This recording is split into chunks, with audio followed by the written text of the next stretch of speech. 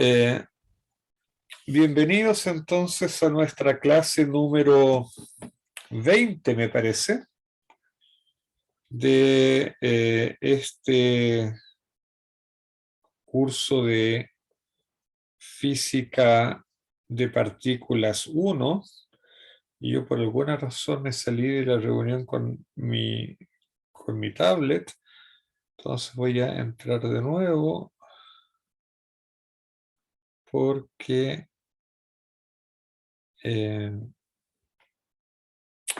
podemos necesitar la tablet. Entonces vamos a ir a los apuntes y nosotros lo que estamos haciendo es abrir el Lagrangiano del modelo estándar. Las únicas simplificaciones que hemos introducido hasta ahora es el hecho de que solamente estamos mirando el sector electrodébil, no el sector de QCD. Estamos considerando solamente una familia y dentro de esa familia solamente los leptones, nada más. Pero el resto, la estructura es exactamente la estructura del modelo estándar. Ya, entonces hoy día nos toca entrar al sector de gauge, el sector de gauge, o sea, cuáles son las interacciones de los bosones de gauge. Bueno, las interacciones entre los bosones de gauge vienen todas de este término de aquí, del término de Yang-Mills, que si ustedes quieren lo pueden escribir también de esa forma, de manera más explícita, donde el WA mu es eso de ahí, como ustedes saben. Noten que aquí aparece la constante de acoplamiento de SU2 y las funciones de estructura de SU2 son los símbolos de Levi-Civita. Así es que de aquí vamos a sacar toda la información que necesitamos. Esta estructura entonces nos va a proporcionar dos tipos de interacciones entre bosones de gauge.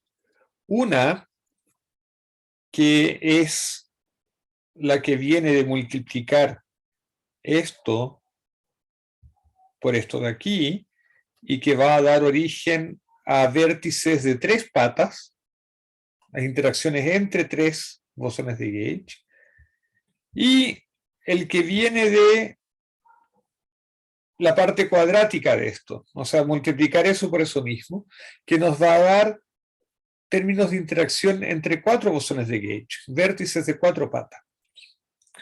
Entonces, empecemos analizando la estructura de los vértices de tres patas. Yo no voy a escribir el Lagrangiano completo porque queda muy grande. Solamente me voy a fijar en los tipos de interacciones que aparecen. Y todo el asunto está en que yo aquí tengo un Levi-Civita, tengo un símbolo de Levi-Civita. Eso significa que los índices A, B y C tienen que tomar todos ellos valores distintos.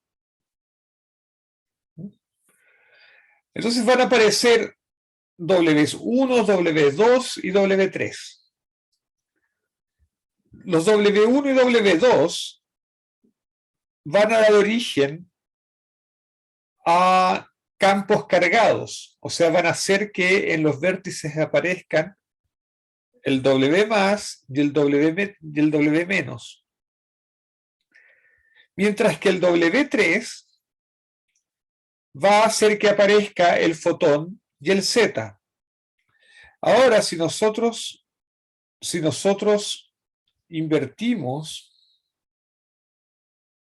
estas relaciones de aquí, nos vamos a dar cuenta que el W3 tiene, el W3 tiene las siguientes componentes, en realidad. Si ustedes se fijan un poco,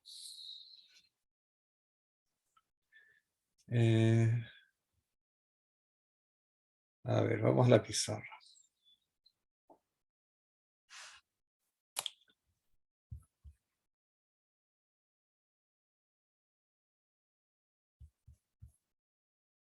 Eso, aquí. Entonces yo tengo el Z mu igual W3 coseno de teta Weinberg menos B mu seno de teta Weinberg. Y tengo A mu igual W3 seno de teta Weinberg más B coseno de teta Weinberg. Si ustedes lo piensan un poco, cuando ustedes invierten esto, obtienen W3 es Z coseno de teta Weinberg más A seno de teta Weinberg y B queda menos Z seno de teta Weinberg más A coseno de teta Weinberg. Entonces lo que yo quiero hacer notar es que es esto de aquí, esto es lo que me interesa. Que cuando el W3 da origen a un Z, siempre tiene un coseno de teta Weinberg acompañado, y cuando hace aparecer un A, siempre hay un seno de teta Weinberg acompañando. ¿Ok? Entonces, sabiendo eso, vamos a volver a los apuntes.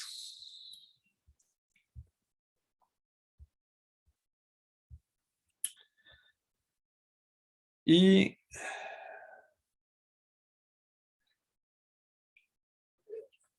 entonces fíjense, las posibles interacciones que aparecen de aquí van a ser W más, W menos y A. O sea, estos son los campos que van a participar. Y la constante de acoplamiento que va a tener esa interacción es la constante de acoplamiento de CO2 veces el seno de teta Weinberg, porque el W3 hizo aparecer un A que siempre va acompañado por un factor seno de teta. Pero resulta que G por seno de teta es lo que estamos llamando la carga eléctrica del positrón, Q sub E. Por lo tanto, los W más y W menos tienen la misma carga del positrón y el electrón respectivamente. Exactamente la misma carga. ¿Estamos bien hasta ahí? Sí, profe. Ya. Mientras que el W más y el W menos, Z, esa otra interacción que aparece, tiene una constante de acoplamiento que es G por coseno de teta Weinberg. Eso, sí.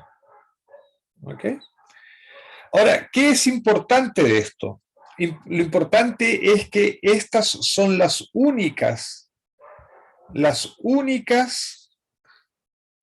interacciones entre tres bosones de Gauge que son permitidas por el modelo estándar. No existe ZZZ, no existe ZZA, no existe ZAA, no existe AAA. Eso no existe. ¿Por qué? Porque para que existan cualquiera de estas interacciones, tendría que haber habido 3 W3 aquí. Pero en ese caso, con los 3 índices iguales, el término de Levi-Civita se hace 0. Por lo tanto, esas interacciones están prohibidas en el modelo estándar. Si uno llegara a medir procesos en que se manifiesta un vértice de este tipo, entonces eso querría decir que la estructura del modelo estándar está mala. ¿Capich? Profe, eso también explicaría por qué los fotones no interactúan entre sí, porque no hay interacción. Exactamente, los fotones, claro, exactamente, los fotones son bicharracos abelianos. No hay interacción entre los fotones. Por lo tanto, estamos recuperando una buena electrodinámica. El modelo estándar recupera la electrodinámica de verdad, una electrodinámica abeliana. Fíjense que uno de los objetivos que nosotros tuvimos al comienzo para introducir, o sea, una de las cosas que dijimos cuando comenzamos a construir el modelo estándar, es que teníamos que incluir el electromagnetismo de alguna manera, porque los Ws son cargados. Y efectivamente estamos obteniendo una interacción entre los Ws cargados y el fotón. O sea, estamos recuperando la electrodinámica de los fotones de Gage. Entonces, esto está perfecto. La estructura teórica de esto es espectacular. Preguntas, comentarios.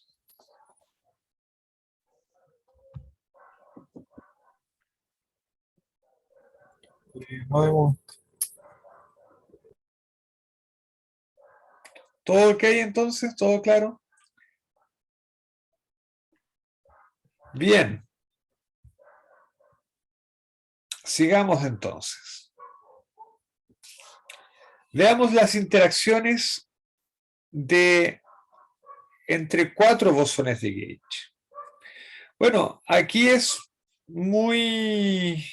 aquí es un poco diferente, un poco más sutil, porque ahora tenemos un producto de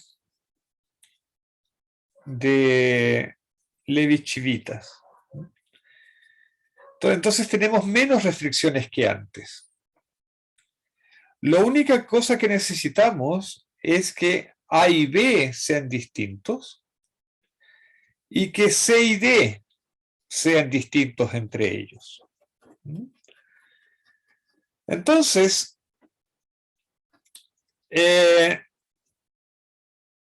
existen 2 topologías distintas de diagramas que pueden ocurrir. Si ustedes lo piensan un poco, existen solamente 2 maneras de que estas cosas pueden organizarse. Y los 2 casos emblemáticos, los 2 casos representativos de estas 2 topologías son los casos en que A es igual a C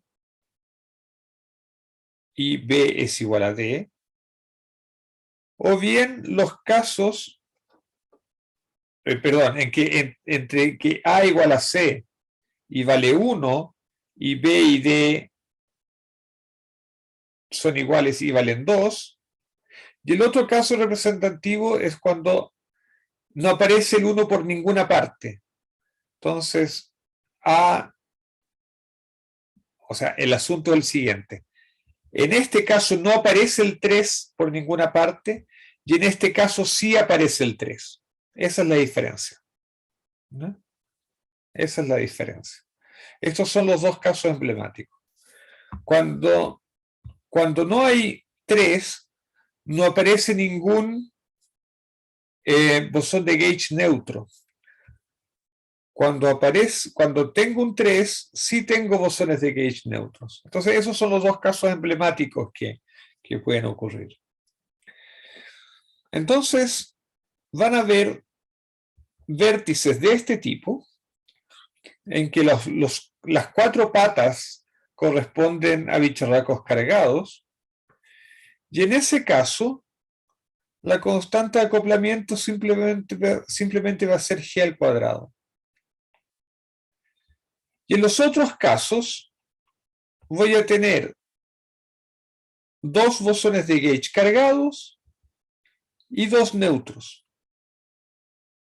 Son las dos únicas configuraciones que pueden existir. ¿Ok?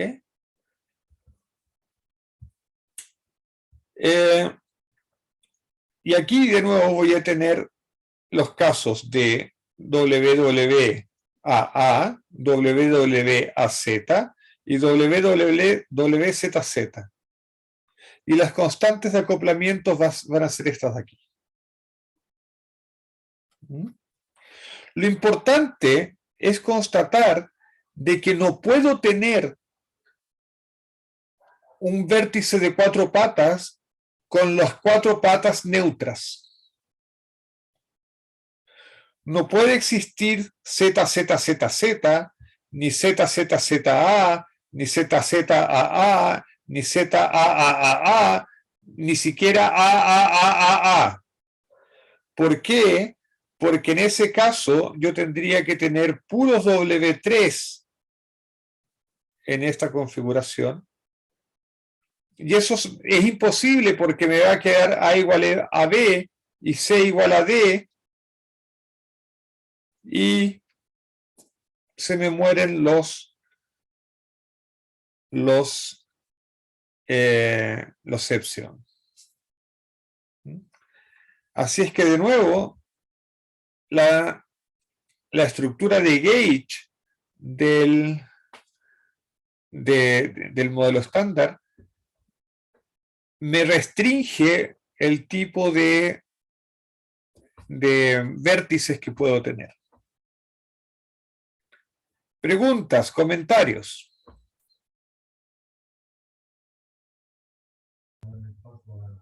Entonces, en este caso, sí puede haber un ZZ, pero en un vértice de 4 patas. Exactamente. De 3 no. De 3 no. Eso, básicamente que haya una interacción de 2Z y que de origen a... O sea, puede haber que hayan 2Z y de origen, comillas, a 2 partículas. En este caso, los W. O sea, claro, eso sí, eso puede existir, claro que sí. Pero no de 2Z salir una. De 2Z salir uno, eso no se puede. Ya. Claro. Claro, eso es.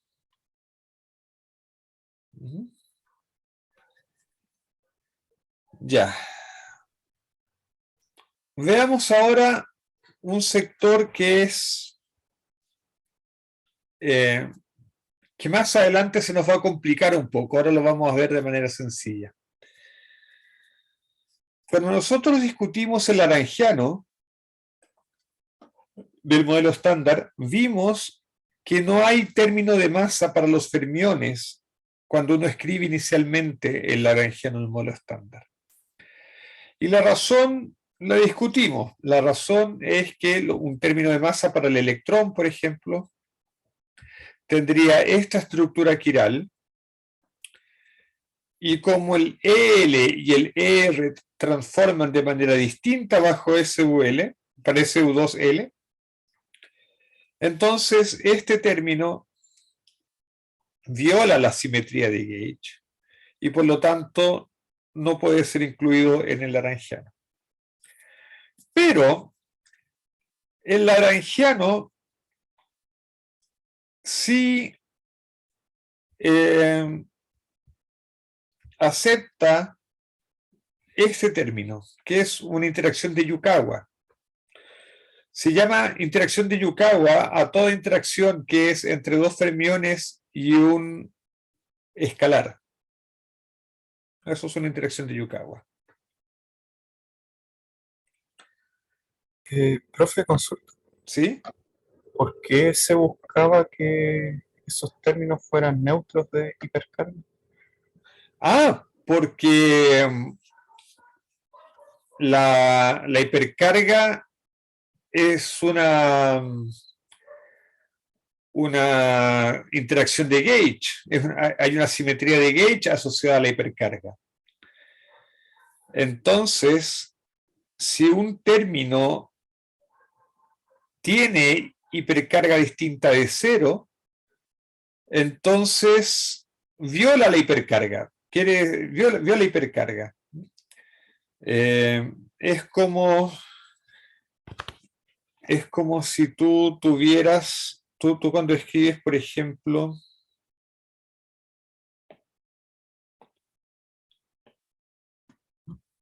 fíjate, pues cuando tú escribes, por ejemplo, en electromagnetismo, tú escribes esta interacción. El electrón, el fotón y el electrón aquí. Esto es QED, esto es lagrangiano QED. ¿Sí? El electrón tiene carga eléctrica igual menos 1. Este es el conjugado del electrón, es básicamente el positrón. Así es que tiene carga eléctrica igual más 1 y el fotón tiene carga eléctrica 0. Entonces, todo el término de interacción es neutro, la carga suma 0. La carga total suma 0. Y eso quiere decir que este término conserva la carga eléctrica. ¿Por qué? Porque este término lo que me dice es que yo tengo esta interacción. Por ejemplo, ¿no?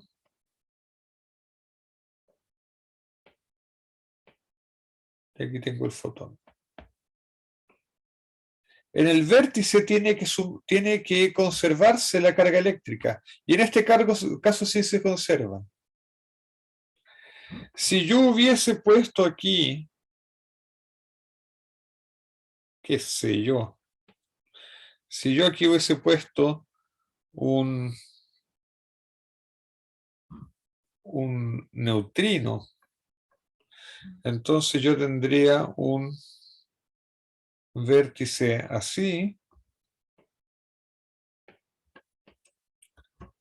y eso viola la carga eléctrica, porque aquí yo tengo una carga eléctrica que desaparece. Esto es neutro, tengo una carga que desaparece. De la misma manera, si yo tengo, cuando yo tengo una cosa así,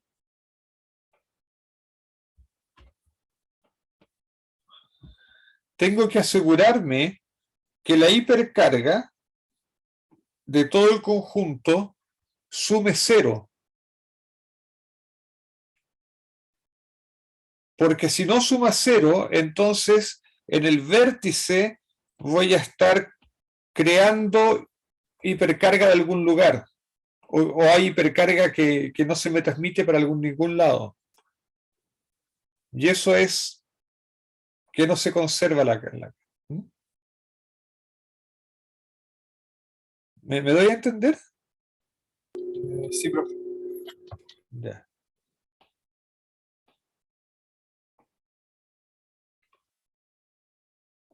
Eso sucede con las simetrías de gauge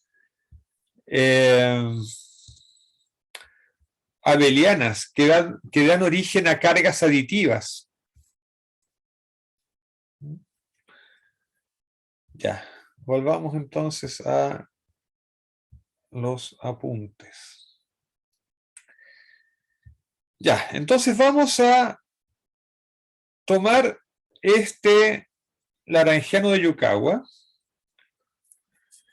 y vamos a expandirlo, o sea, vamos a expandirlo. Y para eso vamos a tomar nuestro campo de Higgs en la fase rota. ¿Dónde está el campo de Higgs en la fase rota? Este de aquí. ¿Ok? Entonces, cuando hacemos eso, cuando lo colocamos aquí,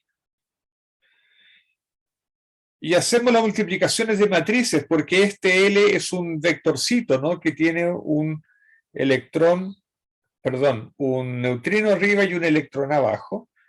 Cuando yo hago el conjugado de Dirac, eso se me vuelve un vector línea.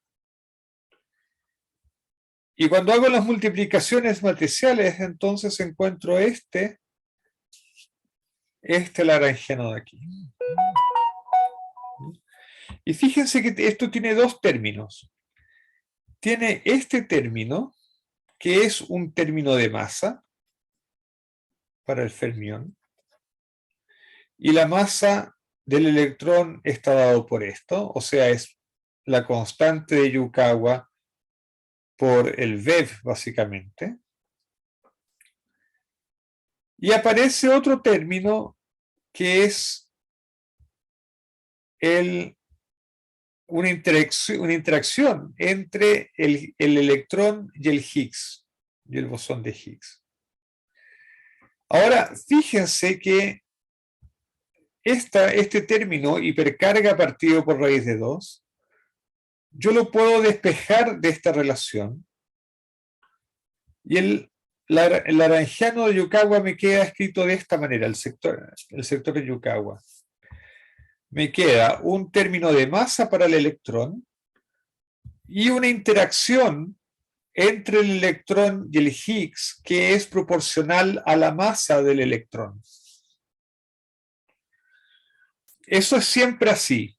El Higgs siempre interactúa con, o sea, las interacciones que tiene el Higgs con los campos siempre es proporcional a la masa de los otros campos. Siempre es así.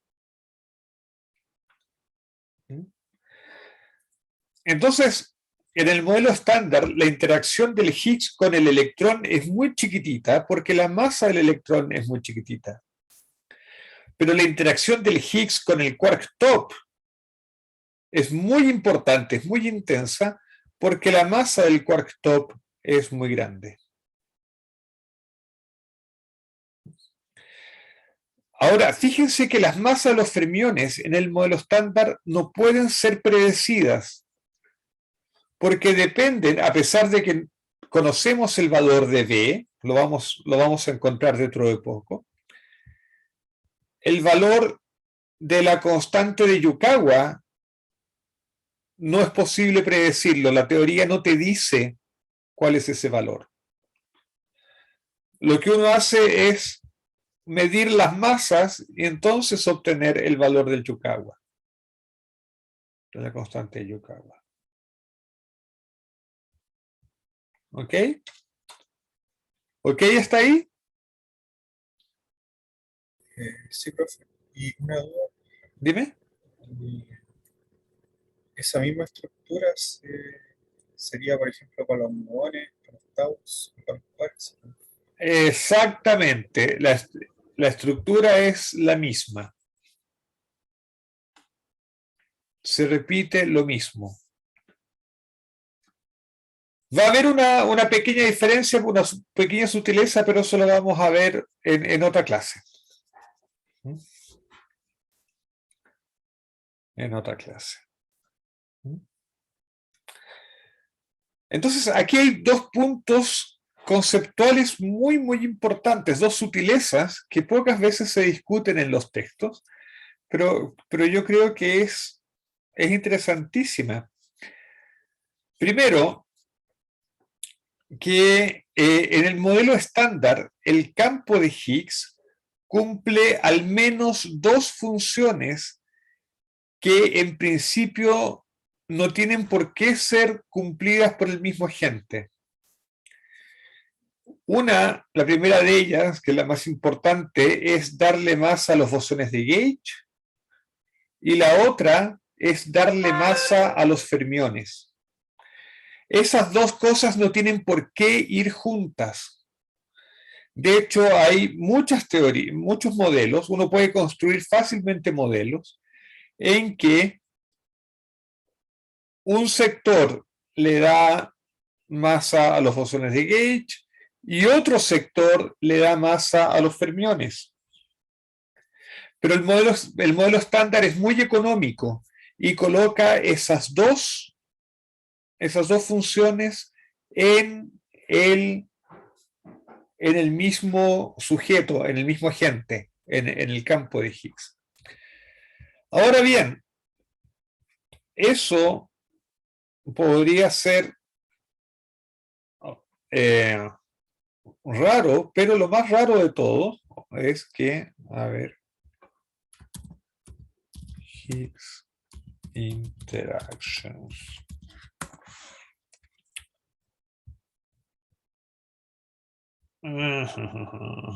Déjenme ver si encuentro el gráfico. A lo mejor este es un gráfico. Fíjense en este gráfico de aquí. Es espectacular.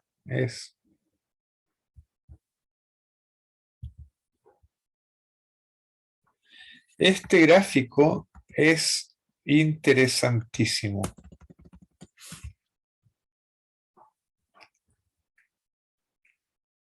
No lo están viendo, ¿no? No, no lo están viendo. No.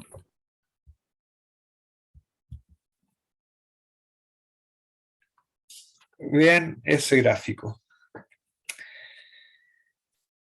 Ese gráfico muestra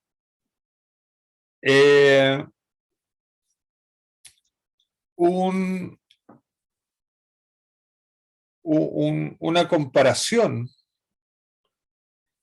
entre la constante, la intensidad con que interactúa el bosón de Higgs con cada partícula. Entonces ustedes tienen aquí la constante de acoplamiento de la interacción entre el Higgs y cada partícula, y ustedes tienen aquí la masa de la partícula. ¿Ok? El modelo estándar predice que la interacción del Higgs con las partículas es proporcional a la masa de la partícula.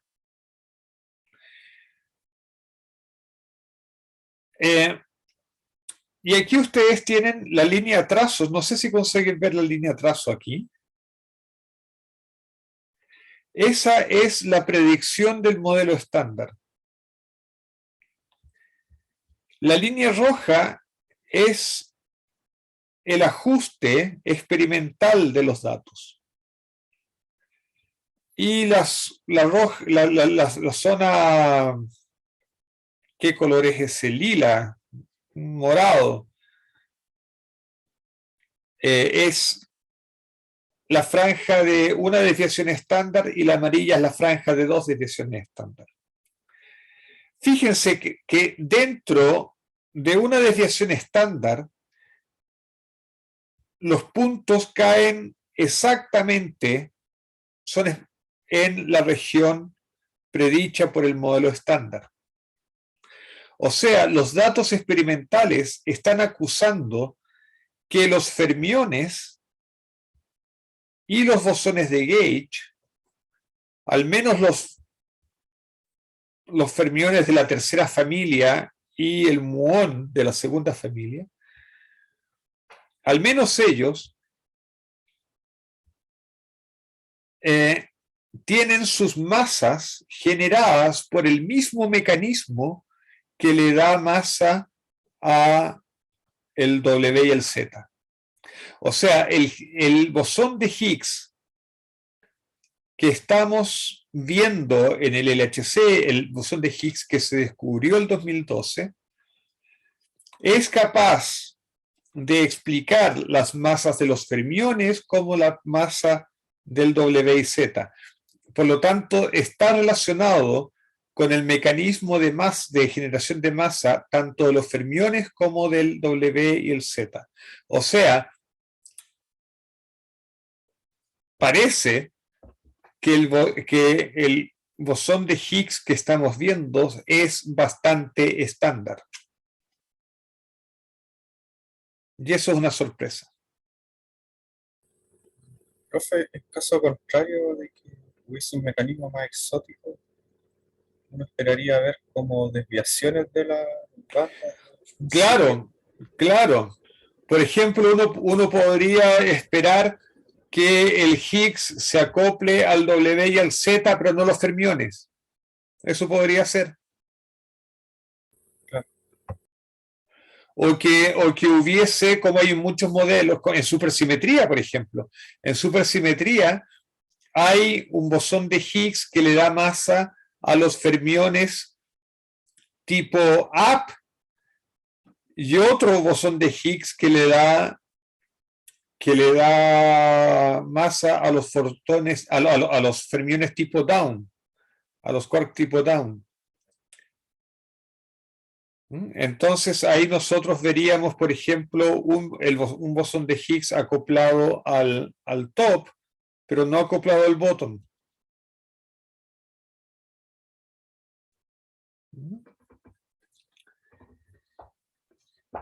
Entonces esto es muy, muy, muy sorprendente. Dentro de la precisión experimental, el Higgs que estamos viendo es muy, muy, muy, muy, muy estándar. Hay alguna gente que dice que aquí todavía hay algún espacio para que las cosas sean distintas al modelo estándar.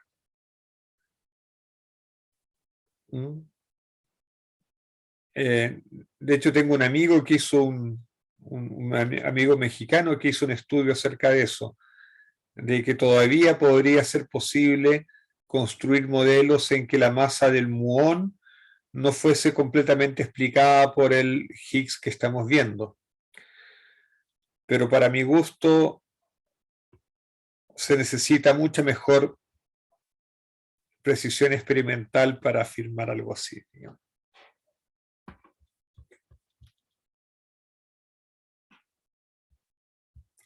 Preguntas, comentarios.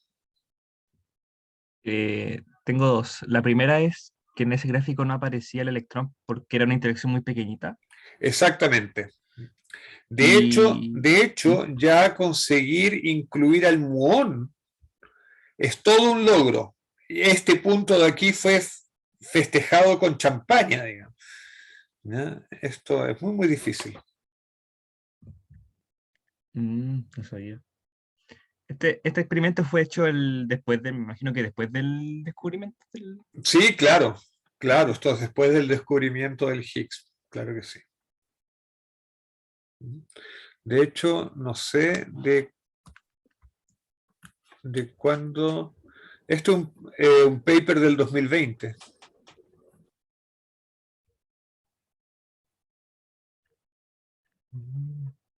Al parecer. Entonces, sí, es muy, muy complicado. Es muy complicado hacer medir esto para el electrón. De hecho, yo no creo que en el LHC se pueda medir el acoplamiento del Higgs con el electrón. Es muy, muy chiquitito. Muy, muy chico. Con los quarks up y down, lo mismo. Con los quark up, con la primera familia en general, es muy, muy chico. ¿No? Aquí hay otro gráfico parecido. Aquí en este gráfico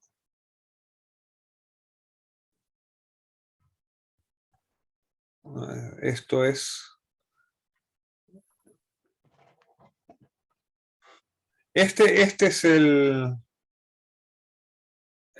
paper que yo les mencionaba que muestra que todavía es posible estudios modelos alternativos, digamos. Pero, entonces aquí, por ejemplo, aquí están el gráfico de CMS y aquí está Atlas, ¿no?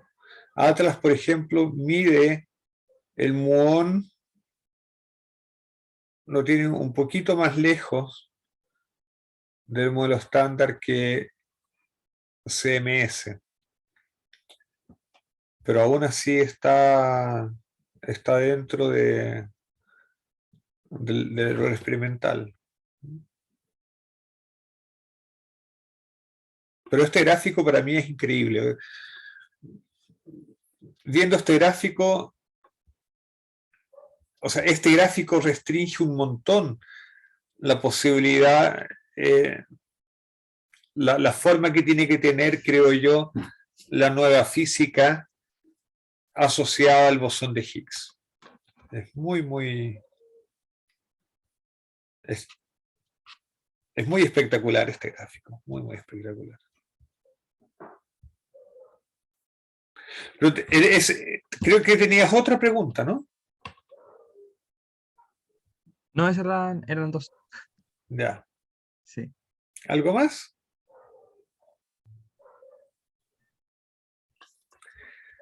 Ok, sigamos entonces.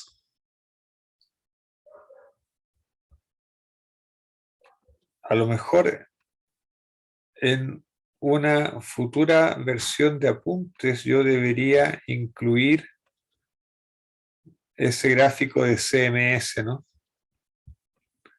Porque es espectacular, es muy bueno.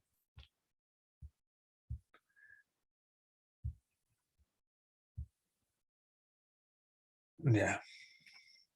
Ok. Hasta ahora, realmente lo que hemos hecho es desarrollar todos los sectores del lagrangiano del modelo estándar. Entonces ya sabemos todas las interacciones que aparecen en el modelo estándar. Lo que tenemos que hacer ahora es hacer la conexión entre este modelo que hemos construido para las interacciones débiles y electromagnéticas, porque fíjense que empezamos construyendo una teoría para la interacción débil, pero hemos terminado construyendo una teoría para la interacción débil y para el electromagnetismo. En ese sentido, algunas personas hablan del modelo unificado, de unificación electrodébil. No es una verdadera unificación porque el grupo con el que se parte el modelo estándar no es un solo grupo, son dos grupos, ¿no? SU2L y U1 de hipercarga. Pero tanto la interacción débil como el electromagnetismo surgen de la misma estructura algebraica. Por lo tanto, en ese sentido, se habla de interacción electrodébil. Están unificadas.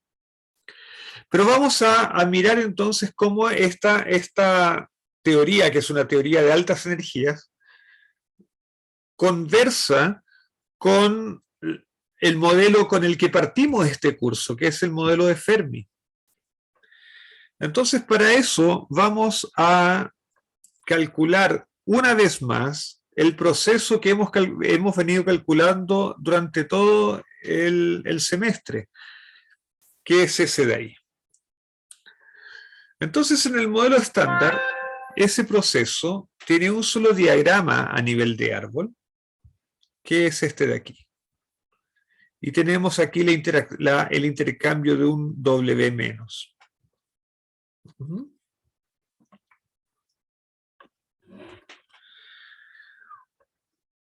Ok. Estos vértices vienen de estos términos del lagrangiano del modelo estándar.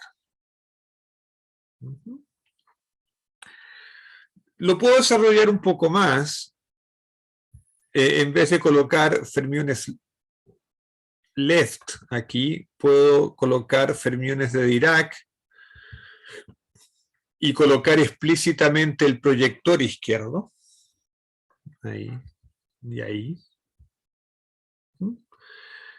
Y como dijimos, a pesar de que nosotros desarrollamos el modelo estándar para una sola familia, la misma estructura se repite para las familias siguientes. Esa es toda la gracia de las familias. Repiten la estructura de Gauge una tras otra. Entonces la interacción entre el neutrino muónico, el muón y los Ws es exactamente la misma que teníamos para el electrón y su neutrino. Es la misma estructura, con las mismas constantes de acoplamiento. Entonces la regla de Feynman para el vértice con el electrón es la misma regla de Feynman que para el vértice con el muón. Entonces, dicho eso, podemos tomar este diagrama y construir la amplitud. Eso ustedes ya lo saben hacer, así es que no lo voy a hacer con detalle. La amplitud es esta de aquí.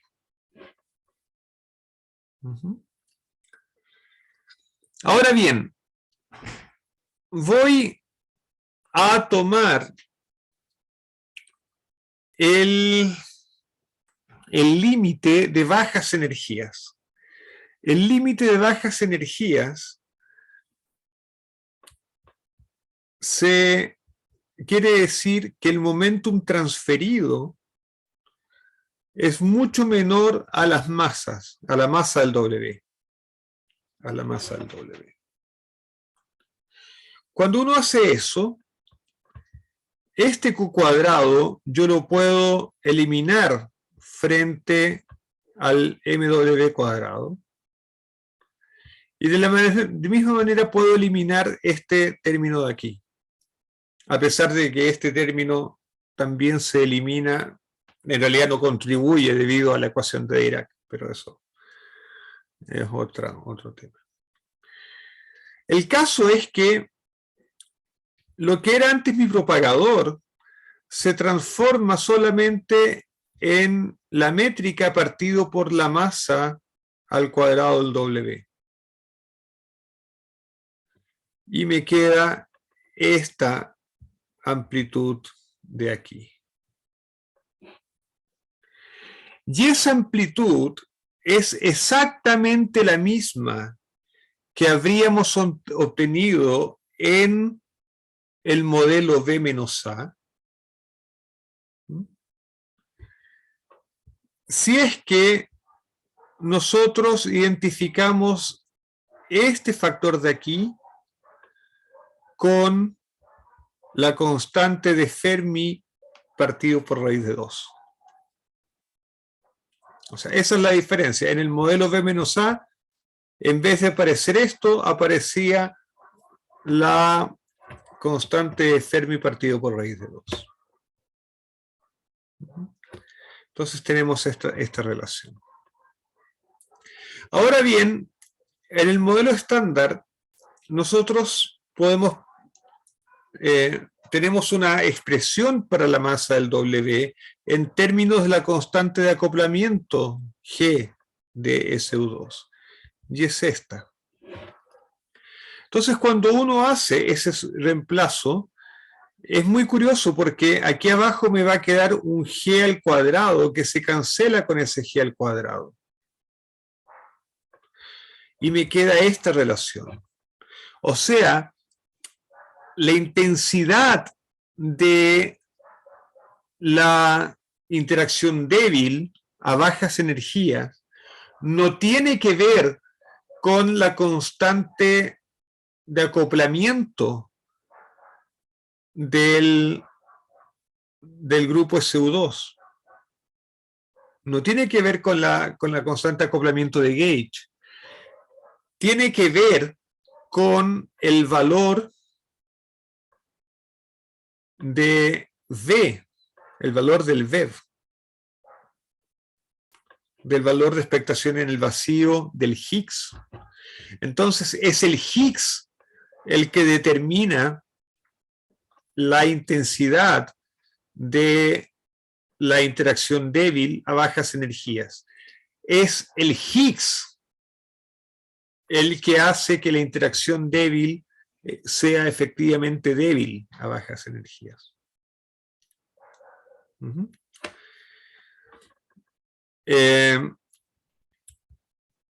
Y eso, entonces despejando V de aquí, uno obtiene esta feísima relación, pero por otro lado muy práctica, porque ahora yo puedo usar el valor experimental de la constante de Fermi, que se mide a procesos de bajas energías, o sea, se mide, por ejemplo, en el decaimiento beta, y por eso yo sé que la constante de Fermi tiene este valor. Lo enchufo en esta expresión y obtengo el valor de expectación en el vacío del campo de Higgs. Obtengo el V, que es algo así como 246 GeV. Esta es la razón, por el hecho que el V está determinado por el valor de la constante de Fermi, es por esa razón que esta escala de energía, la escala de energía a la que se rompe la interacción electrodébil, la simetría electrodébil, a esa escala se le conoce como la escala de Fermi. Y de ahí viene el nombre de mi canal de YouTube de divulgación, por si les interesaba saber. Ok, preguntas, comentarios. Profe, una duda conceptual. Dime. El VEF se refiere al, bueno, el valor de expectación del vacío, pero se refiere como al valor de expectación tomando el estado basal de energía. O sea, claro, exactamente. A ver.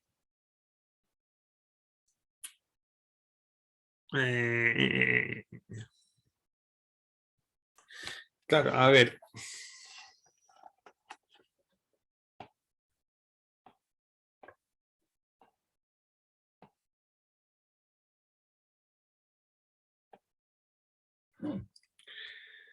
El potencial del Higgs es así.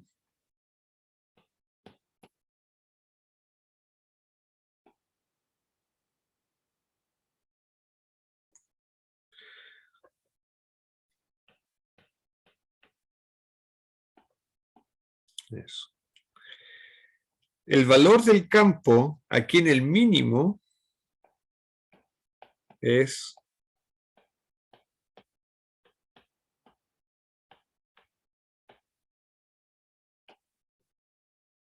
eso, es el valor que tiene el campo en el mínimo, en el vacío. Eso es. Por eso uno hace la expansión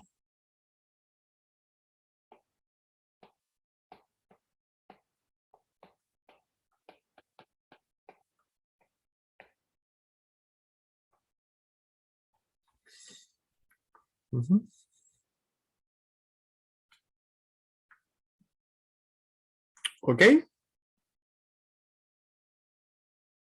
Sí, pues. Ya.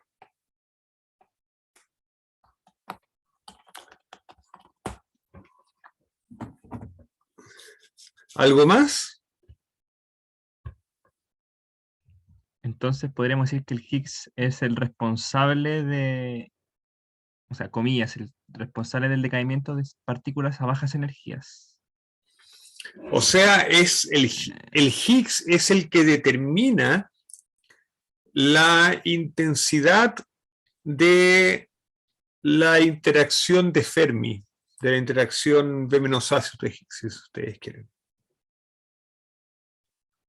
Ya. Ahora, en mis charlas de divulgación, yo siempre hago notar lo siguiente.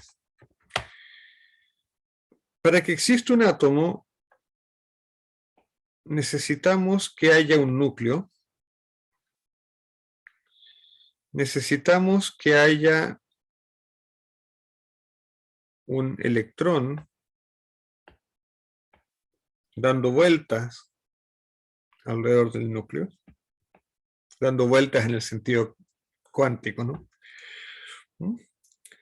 Entonces, para que exista el átomo, entonces necesitamos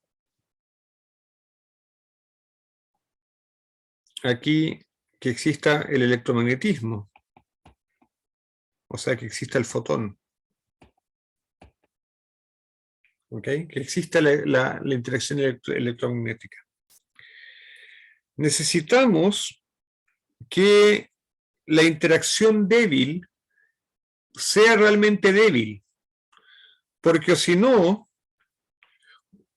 este electrón podría convertirse en un neutrino por la interacción débil, intercambiando, tú podrías tener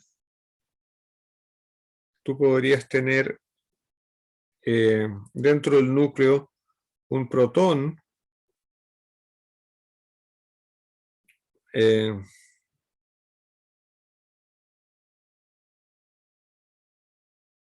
qué sé yo,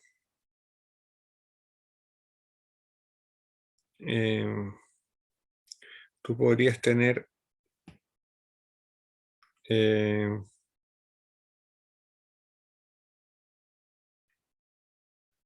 sé yo, déjame borrar esto. Tú podrías tener un neutrón, por ejemplo,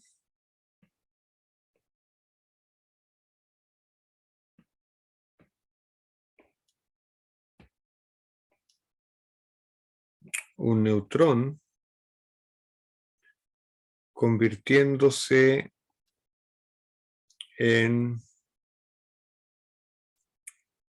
un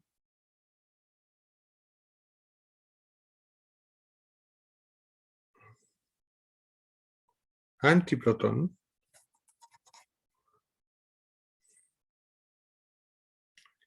no, lo vamos a hacer al revés.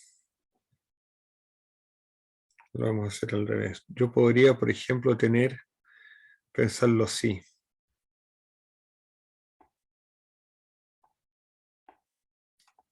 El electrón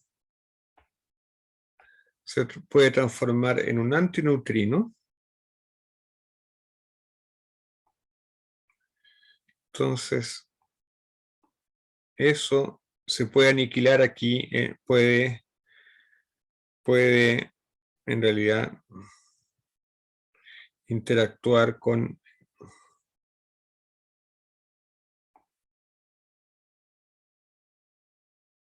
el núcleo, vamos a llamar el núcleo N y transformarlo en un núcleo prima. Y esto es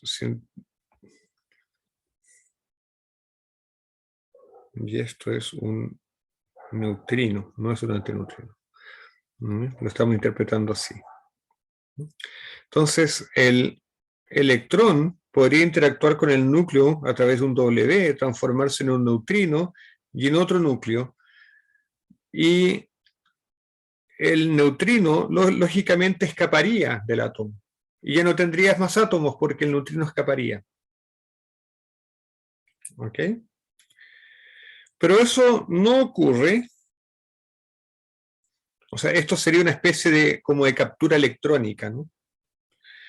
Pero eso ocurre muy poco porque la interacción débil realmente es muy débil, es muy, muy, muy débil. Y eso entonces la interacción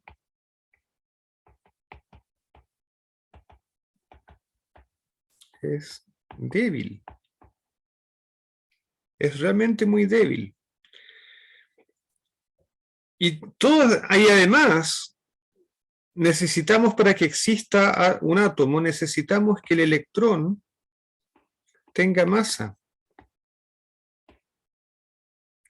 ¿Por qué?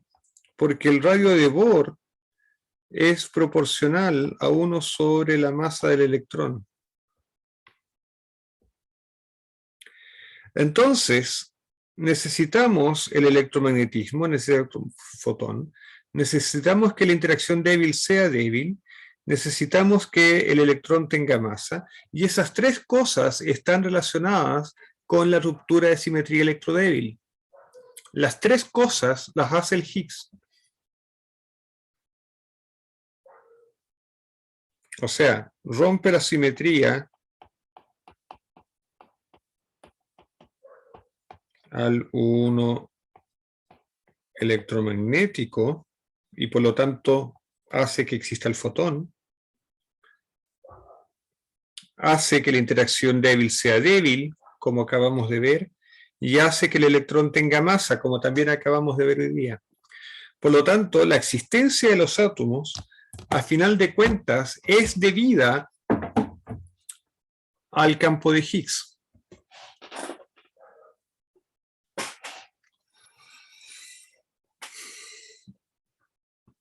Misterioso, ¿no? Coincidencia. O sea, yo lo encuentro súper cachilupi. O sea,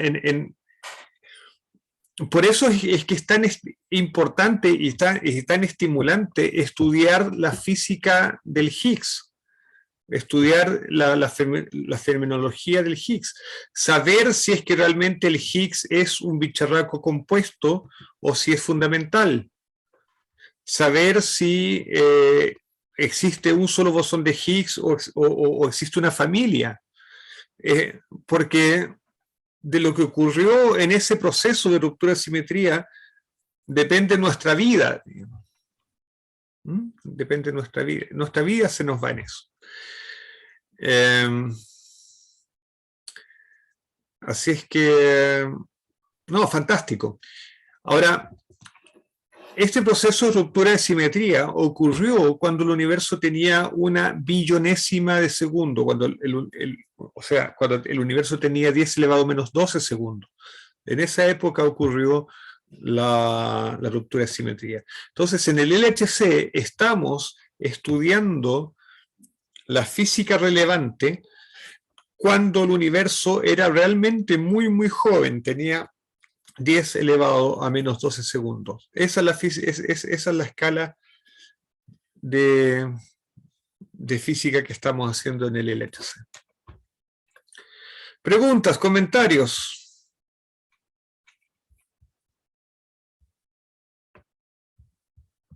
¿Hay más propiedades dentro que no hemos visto aún del Higgs?